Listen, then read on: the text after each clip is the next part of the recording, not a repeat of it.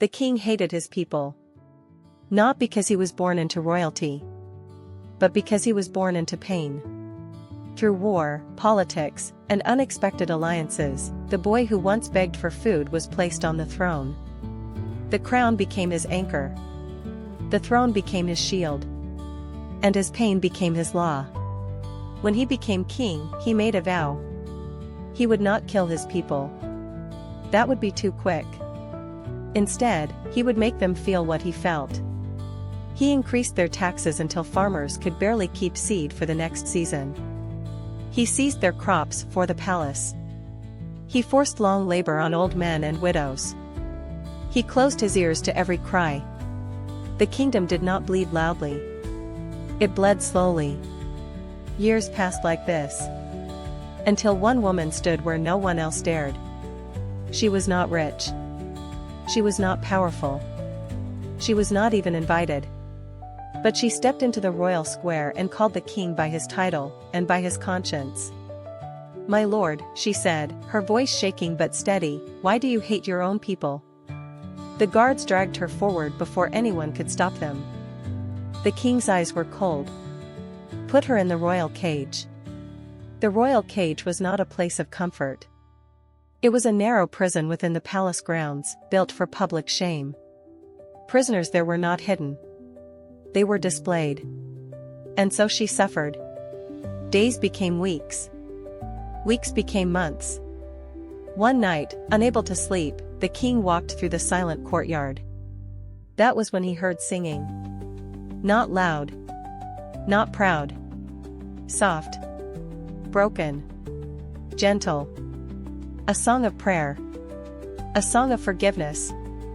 The sound stopped him in his steps. He followed the voice to the royal cage. She sat there in the dim torchlight, thin, tired, and still singing. He spoke before he could stop himself. "Why do you sing?" She lifted her head slowly. "Because are our king."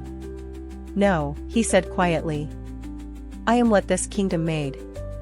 And for the first time since his coronation, the king told the truth.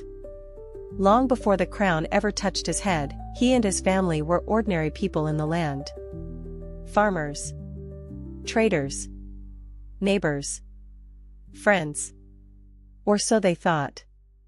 Then one dark season came. A powerful group in the kingdom accused his father falsely. Their land was taken. Their crops were burned. Their home was destroyed. And when hunger came, no one helped them. Not one neighbor. Not one friend. Even those who once ate from their table turned their faces away. His mother died first, from sickness and hunger. His younger brother followed soon after. And the people watched. He never forgot that.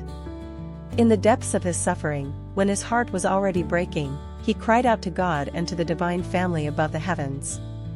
"If my life will ever mean anything," he whispered, "let it be strong enough to never be broken again." And heaven answered.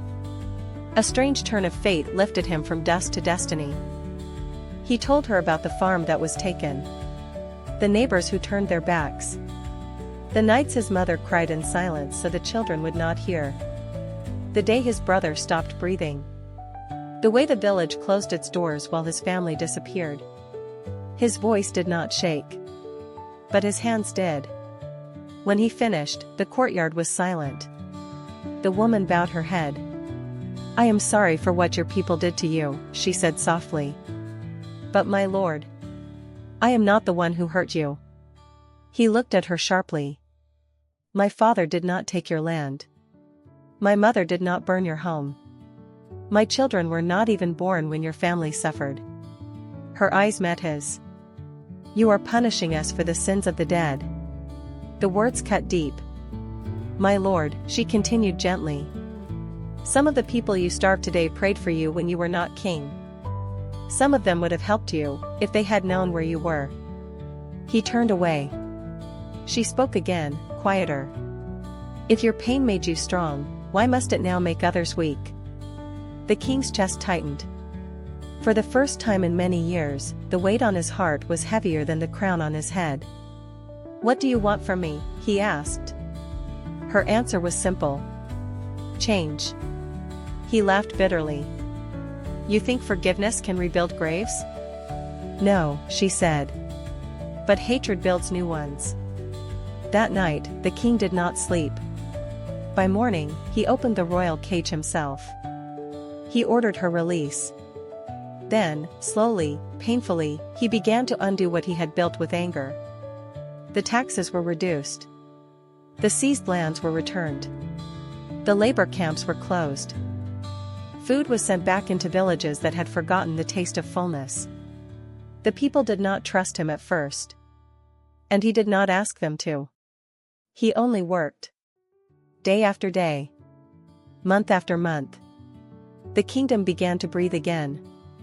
And one evening, standing alone on the palace balcony, the king finally understood something he had never allowed himself to see.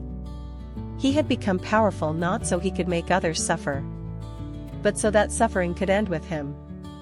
From that day forward, he ruled not as a wounded boy guarding his pain, but as a healed king protecting his people.